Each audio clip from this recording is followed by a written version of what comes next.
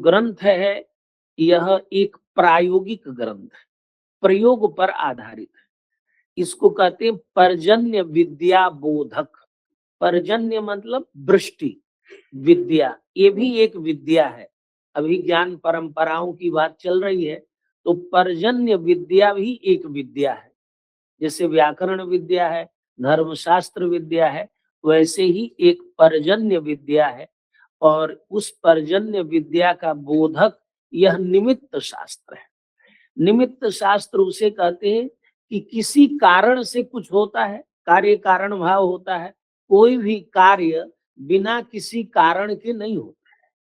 तो बारिश कैसे होती है, उसका कारण क्या है, इसको हम लोग भारतवर्ष में बहुत पहले से जानते थे। और इसीलिए पंचांग में ये सारा वर्णन कर दिया जाता था कि पूरे वर्ष क्या होगा, कैसी कृषि होगी, कहाँ उत्पात होगा, कहाँ उल्कापात होगा। ये सब विषय हमारे ज्योतिष के विद्वान बनाते थे, क्योंकि ग्रह गणित को ज्योतिष कहते हैं। ज्योतिष माने सूर्यादि ज्योतिष अधिकृत्य कृतम शास्त्रम ज्योतिषम। उन्हीं के आधार पर ये सब गणना करके यह किया जाता था।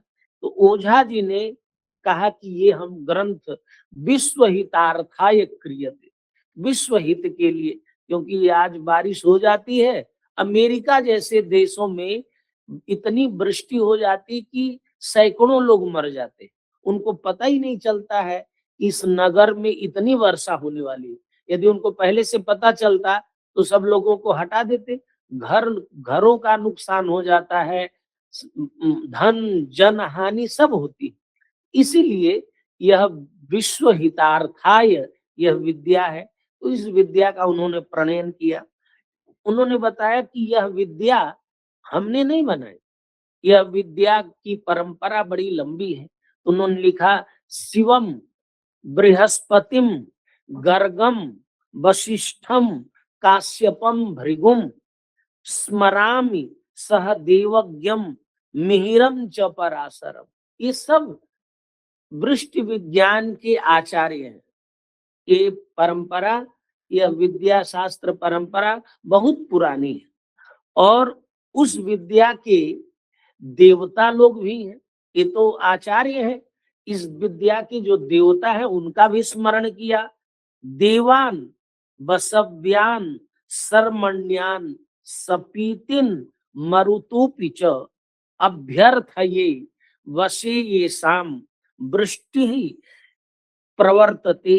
अभ्यर्थये वशे येषाम ऐसा वृष्टि प्रवर्तते। जिनके जिन देवताओं के अधीन यह वृष्टि है उनकी हम अभ्यर्थना करते हैं। तो हर के देवता भी हैं।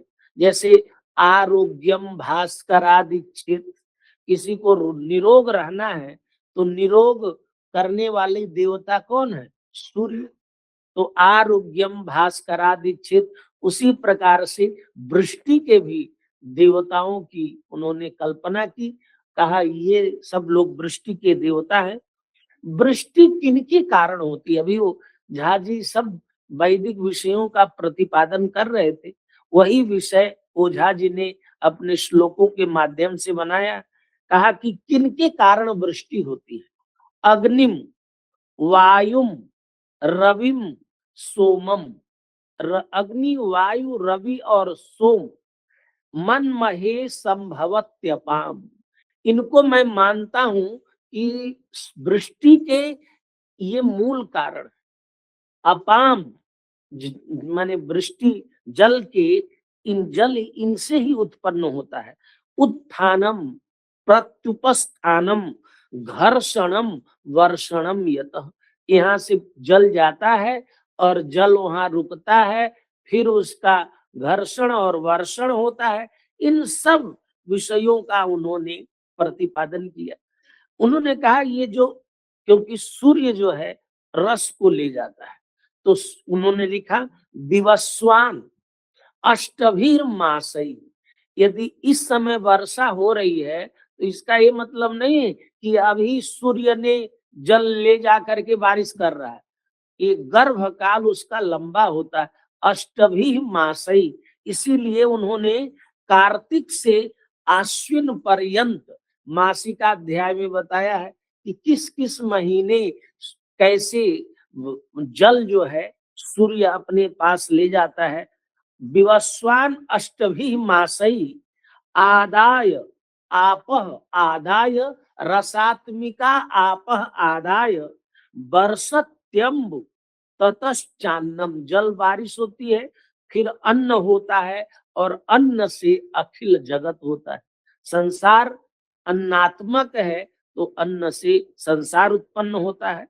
आदत्ते रश्म भी यत्तु, सूर्य अपनी रश्मियों से, किरणों से जल लेता है। क्षिति संस्थम, पृथ्वी में उपस्थित जल को सूर्य अपनी रश्मियों से लेता है। रसम रवि अत्तम सृजति, उसी रस को जो पृथ्वी से रस ले जाता है, उसी रस की वर्षा होती है। भूतानाम पुष्ट्यर्थम, भूतों की संपूर्ण सृष्टि की पुष्टि बिना जल के हो नहीं सकती, और वह जल सूर्य अपनी रश्मियों से पृथ्वी में स्थित जल को ले जाता है। सस्य वृद्धि, लोगों की पुष्टि भी होती है, और सस्य माने फसल की वृद्धि होती है। अब कहाँ कहाँ से जल लेता है, तो कहा सरित, सरित से, समुद्र से, भूमिस्था तथापह प्राणी संभव, और लोगों के शरीर से, जैसे सर बता रहे थे कि पसीना आदि निकाल लेता है। चतुर प्रकारा, ये 4 प्रकार के जल जो सरित में, समुद्र में, भूमि में, प्राणियों में जो जल है, उन 4 प्रकार के जलों को भगवान आदत्ते, भगवान सविता सूर्य अंशुभी आदत्ते, अपने किरणों से ले जाते हैं। तो ये ले जाने का हुआ। अब उन्होंने जो 4 अध्याय, उन चारों अध्यायों में एक एक वैज्ञानिक ढंग से, जैसे उन्होंने कहा सूर्य में ऐसी आकृति दिखाई दे तो इसका क्या प्रभाव होगा, और तिथियों का निर्धारण किया।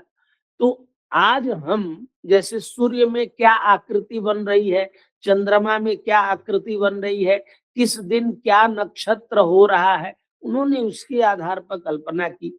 तो हम लोग जैसे आज का वर्षा विज्ञान जो है, वो 1 हफ्ते का अनुमान करता है, ज्यादा से ज्यादा 15 दिन। लेकिन जैसे हवाई जहाज में जब हम उड़ते हैं, तो तुरंत वो जो पायलट होते हैं वो बताते हैं कि हवा बड़ी तेज चल रही है, बीच में हो सकता है कि विमान में के संतुलन में दिक्कत आए, आप लोग ध्यान से अपना बेल्ट पहने रहिएगा, सब बताते, क्योंकि उनको उसका अनुमान बता दिया जाता है। हम लोगों के पास ये अनुमान करने का शास्त्र है, लेकिन हम लोग इतने प्रामाणिक ढंग से आज नहीं कर पा रहे। यद्यपि हमारे पास शास्त्र है, तो हम इस शास्त्र के, आजकल के वैज्ञानिक उपकरण बहुत हो गए हैं, उन उपकरणों का प्रयोग करके यदि हम ठीक ढंग से, यहाँ पर भूकंप के अनुमान का वर्णन है, अतिवृष्टि, उल्का वृष्टि आदि के भी अनुमान का वर्णन किया गया है। तो हम ज्योतिष शास्त्र के, क्योंकि ये ज्योतिष के विषय है, ज्योतिष शास्त्र के जो विद्यार्थी हैं, शोधार्थी हैं, उन विषयों को आगे बढ़ाएं। इसी दृष्टि से हम लोगों ने यह ग्रंथ चुना था कि 1 वर्ष पर्यंत अच्छी तरह से इसका अध्ययन किया जाए। और प्रोफेसर रामचंद्र पांडे जी हैं, जो बनारस में काशी हिंदू विश्वविद्यालय में ज्योतिष के बड़े विद्वान हैं, और उन्हीं के सब पढ़ाए लिखाए आजकल जितने भी ज्योतिष के विद्वान हैं, उन्हीं के हैं। तो उनका हमने यहीं पर एक विशिष्ट व्याख्यान रखा था, इसी ग्रंथ पर आए थे दिल्ली से। और एक मौसम विज्ञान के एक प्रोफेसर को भी बीएचयू को बुलाया था, सब लोगों ने। तो उन्होंने बताया कि क्योंकि अनुमान करने का एक तरीका होता है, प्रयोग पर आधारित है, तो उस प्रयोग को, ये तो ग्रंथ में लिखा है, लेकिन कैसे जाने कि इस समय हवा किधर से बह रही है, इसका परीक्षण कैसे किया जाए। उस परीक्षण करने का तरीका ये हम लोगों को सीखना है और तैयार करना है। इसी दृष्टि से इस ग्रंथ को लिया गया है। अब अगले महीने जनवरी में हम दूसरा ग्रंथ लेंगे और पूरे वर्ष इसका संपादन और अध्ययन, अध्यापन, व्याख्यान होगा और इस ग्रंथ पर जितने लोग उपस्थित हैं और जितने विद्वानों का 2 दिन में व्याख्यान होगा, फिर ग्रंथ के रूप में, एक विमर्श के रूप में इसका प्रकाशन किया जाएगा, जिससे आगे के शोधार्थियों के लिए, विद्यार्थियों के लिए उपयोग हो, जिसको आजकल भारत सरकार इंडियन नॉलेज सिस्टम कह रहा है। तो हमारे पास एक ऐसा शास्त्र है जो आज भी प्रयोग में लाया जाए, तो हम लोग पूरे वर्ष का, 5 वर्ष का अनुमान कर सकते हैं। यदि हमारा प्रामाणिक अनुमान हो जाए, तो हमारे शास्त्र की महत्ता बढ़ेगी, संस्कृत का गौरव बढ़ेगा और ये जो संस्कृत विश्वविद्यालय, यहाँ वेधशाला बनी हुई, पीछे वेधशाला है। एक बड़े ज्योतिषी विद्वान थे, उन्होंने निर्माण कराया। उस वेधशाला के माध्यम से भी अनुमान ही किया जाता। तो ये सब आधुनिक यंत्रों का उपयोग करके और प्राचीन दृष्टियों का उपयोग करके हमें इस शास्त्र को बढ़ाना है।